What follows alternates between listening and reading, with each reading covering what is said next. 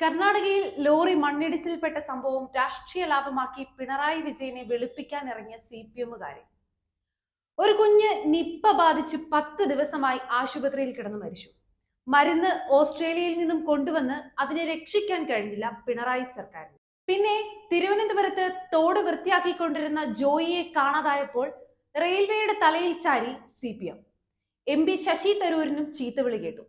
ഒന്നും ചെയ്യാൻ കഴിവില്ലാത്ത സംസ്ഥാന സർക്കാരിന് ജൈവിളിയും ഒരു പ്രയോജനവുമില്ലാത്ത മേയർക്കും സ്ഥലം MLA-ക്കും ന്യായീകരണം നിരത്തിയ അടിമകളല്ലേ. വിരലിന് ശസ്ത്രക്രിയ ചെയ്യേണ്ട കുഞ്ഞിന് നാവിൽ സർജറി, വലത് കാലിന് പകരം ഇടതുകാൽ സർജറി, വയറ്റിൽ കത്രിക വെച്ച് മറന്ന സർജറി.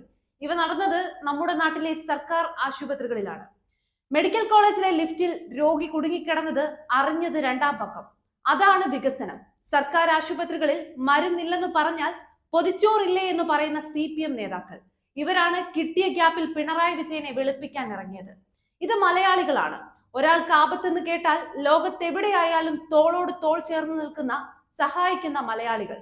വെള്ളപ്പൊക്കവും മണ്ണിടിച്ചിലും ഉരുൾപൊട്ടലും വന്നപ്പോഴും സ്വന്തം ജീവൻ പണയം വെച്ച് അപകടത്തിൽപ്പെട്ടവർക്ക് വേണ്ടി പോരാടിയ മലയാളി.